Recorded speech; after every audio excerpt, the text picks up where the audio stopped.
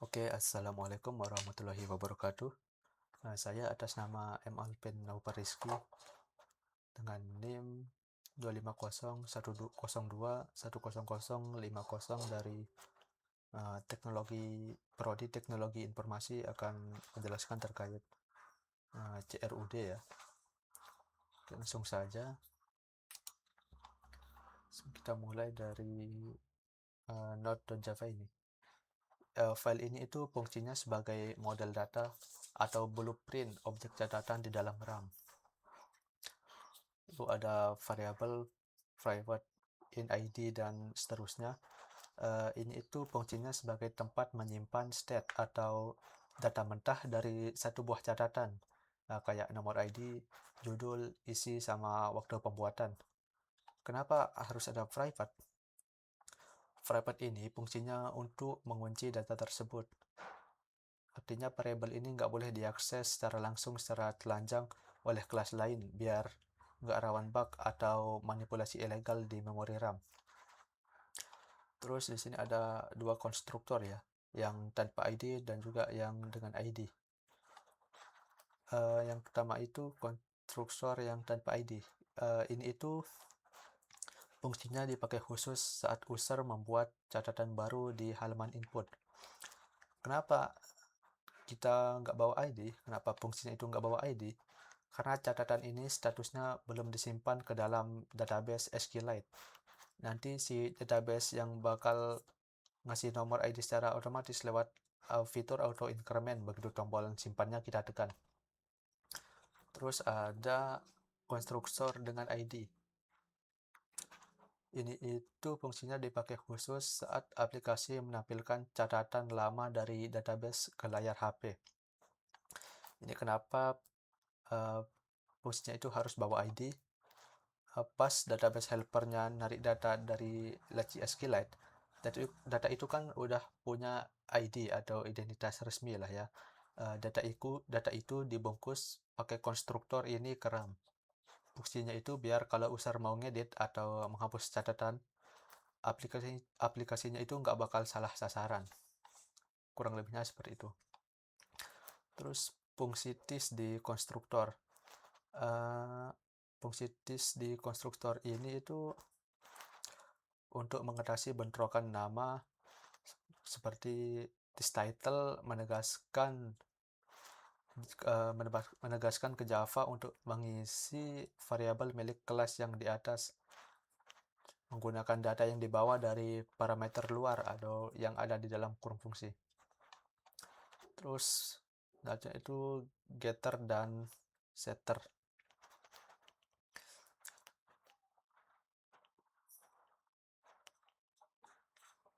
Fungsi return itu kayak return ID, return title, content.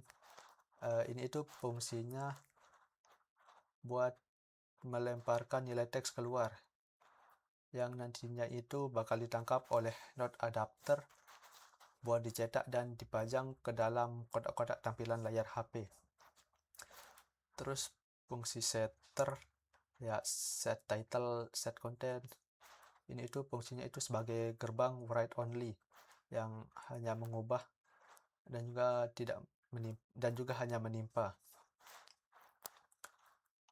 Oke, selanjutnya di database helper ya. File database helper ini fungsi utamanya sebagai backend lokal atau gudang penyimpanan aplikasi. Dia itu yang bertugas menjembatani objek Java atau Node yang melayang di RAM agar bisa disimpan secara permanen ke dalam memori internal HP menggunakan database SQLite. Mesin database SQLite maksudnya. Oke, di sini akan ada sintak extend SQLite open helper.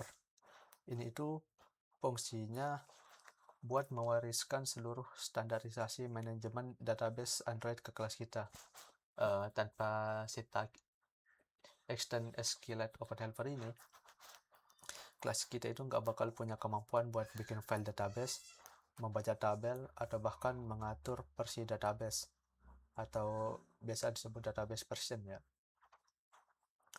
Terus selanjutnya itu ada public void on create yang ini ya.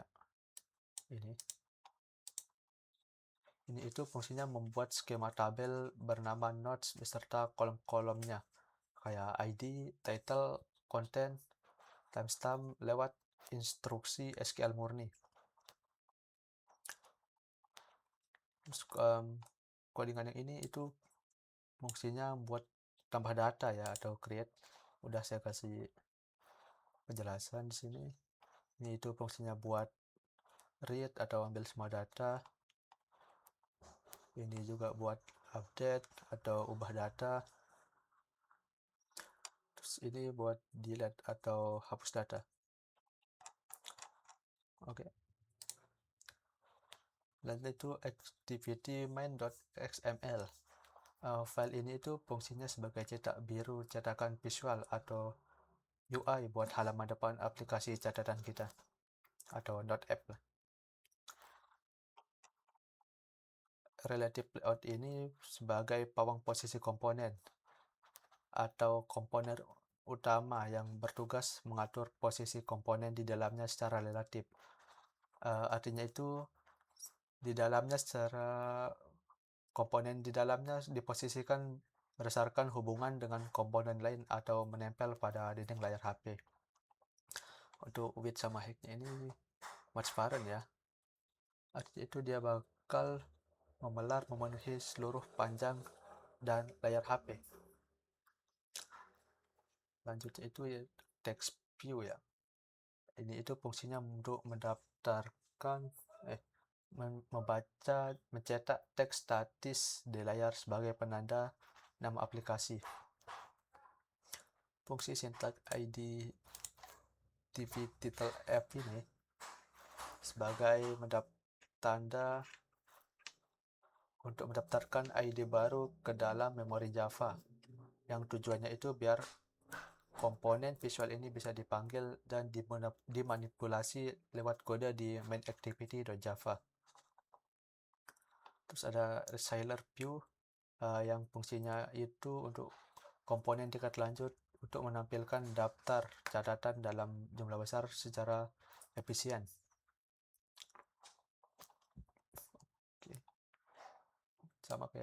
Sama kayak di text view tadi ya. Ya ada juga yang plus ID. Ini itu nyawa dari relative layout yang untuk memerintahkan sistem. Tanpa kode plus ID ini list kita itu bakal menumpuk berantakan menutupi judul aplikasi di pojok kiri atas. Terus ada floating action button yang fungsinya untuk menyediakan tombol aksi utama yang khas material design atau kita singkat API tadi untuk mengarahkan user ke halaman catatan baru. Selanjutnya ada item node yang berfungsi itu sebagai cetakan atau template visual untuk satu kotak catatan, yang nantinya itu resiler view di halaman utama bakal menyalin cetakan ini berulang-ulang sebanyak jumlah catatan yang kita punya di database, lalu mengisinya itu dengan data yang sesuai. Ini di sini ada istilah card view ya.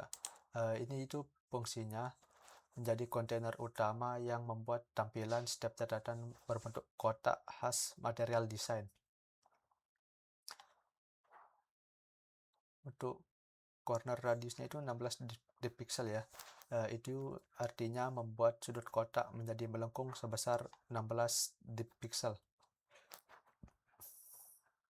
Terus ada linear layout yang fungsinya mengatur semua komponen di dalamnya, baik itu berupa judul, isi, dan juga tanggal, agar otomatis berbaris lurus dari atas ke bawah, atau yang biasa kita sebut vertikal. Tanpa ini itu semua komponen di dalamnya bakal menumpuk berantakan di satu titik. Terus ada relative layout yang fungsinya dipakai khusus di baris paling atas untuk menjejarkan judul catatan di sebelah kiri dan tombol hapus di sebelah kanan. Terus ada image button ya. Di image button ini terdapat plus ID juga. Ini itu fungsinya biar kalau user ketik judul catatan sebanyak kereta, teks judulnya itu nggak bakal menabrak atau menutupi tombol hapus, melainkan otomatis mengalah dan turun ke bawahnya.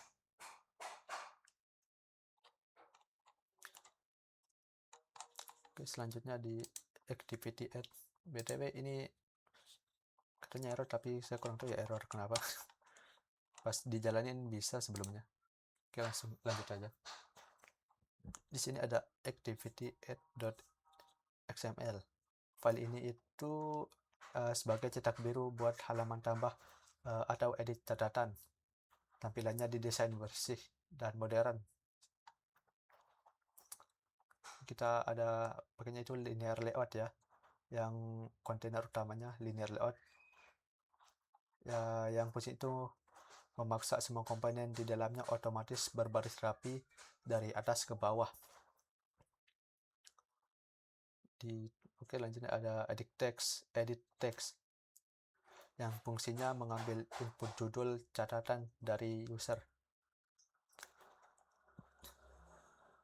Lalu ada view yang fungsinya membuat garis horizontal warna abu-abu. Nah, di sini kita pakai warnanya itu abu-abu.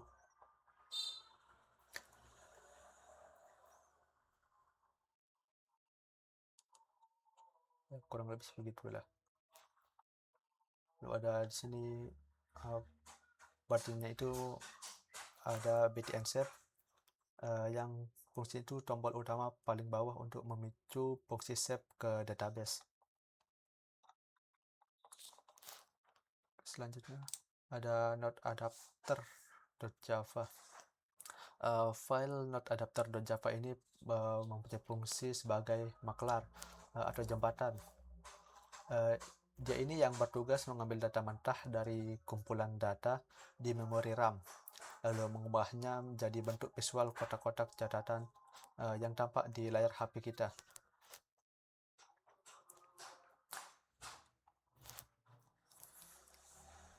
Oke, langsung di sini ada public interface on click listener ya. Ini fungsi pentingnya itu tugasnya buat nyetak tampilan. Dia itu nggak punya hak buat ganti halaman atau bahkan menghapus database. Ini itu bertindak sebagai kabel utama atau callback. Jadi kalau ada kotak catatan atau tombol hapus yang diklik di dalam list, si adapter ini bakal teriak lewat kabel ini untuk ngasih tahu main activity agar si activity yang eksekusinya itu perpindahan ke halaman atau penghapusan data ke SQLite. Terus ada normal override sama not filler on create view holder. Ini itu fungsinya sebagai pabrik pembuat struktur kotak. Di sini ada sintak layout inflator kan. Nah, sintak ini itu fungsinya untuk membedah file XML, item .xml yang udah kita bikin, lalu mengubahnya menjadi objek visual asli di dalam memori Java. Kemudian membungkusnya ke dalam wadah yang namanya itu NoteViewHolder.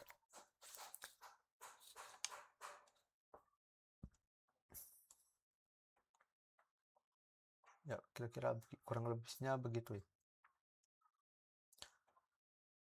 Lalu ada public static class NoteViewHolder extend. Ini itu fungsinya sangat berat karena dia harus membongkar seluruh hierarki XML dari atas sampai ke bawah buat nyari ID komponen. Public void set nodes ini dipakai saat ada perubahan data. Misalnya itu habis nambah data catatan baru atau pas habis hapus catatan. Lanjutnya itu ada mainActivity.java. File mainActivity.java ini bertindak sebagai otak utama atau komponen tertinggi di halaman depan aplikasi kita. mainActivity.java ini yang mengontrol kapan data harus diambil dari database, kapan list harus digambar ulang, dan kapan user harus dipindahkan ke halaman lain.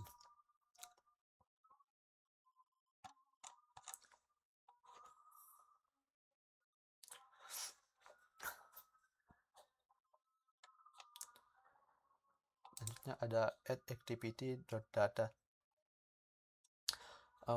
File edit activity.java ini punya fungsi ganda, yaitu sebagai formulir bunglon, yaitu berubah secara dinamis menjadi halaman tambah catatan atau halaman edit catatan, tergantung dari mana user menekannya di main activity.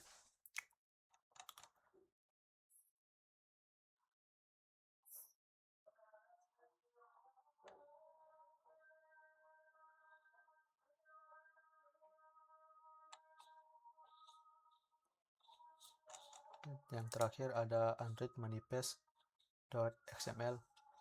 Ini itu fungsinya sebagai akte kelahiran ya, atau surat izin resmi aplikasi kepada sistem operasi Android.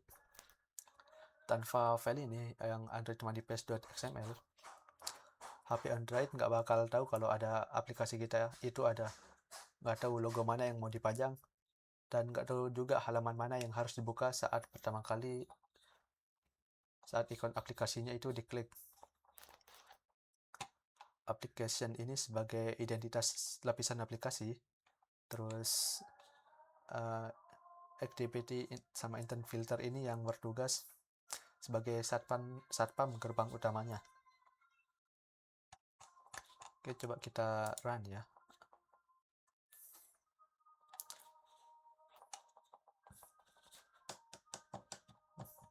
Lama.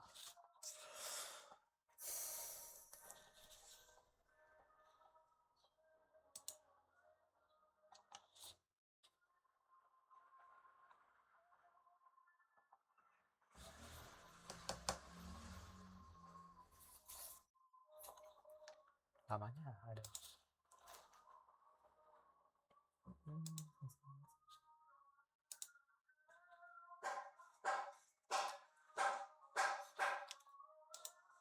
Maaf lama ya.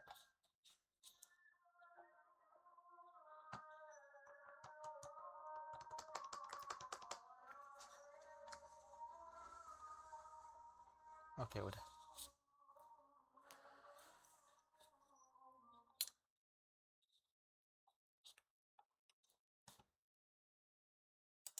Oke, kita coba create ya. Mungkin teman ketik apa ya? Ini aja lah. Terus judulnya itu inilah. Coba kita simpan ya. Oke, berhasil ya. Coba kita satu kali lagi. Oke, judulnya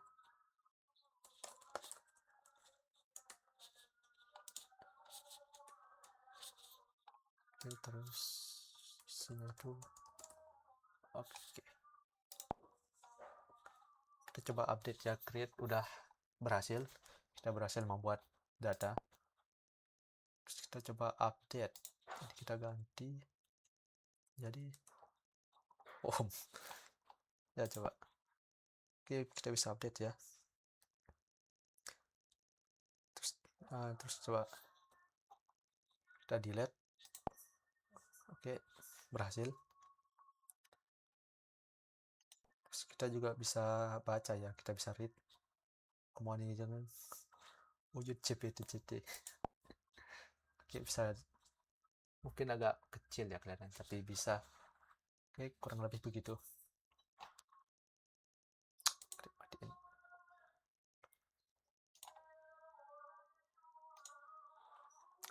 Oke, kurang lebih seperti itu ya. Terima kasih. Assalamualaikum warahmatullahi wabarakatuh.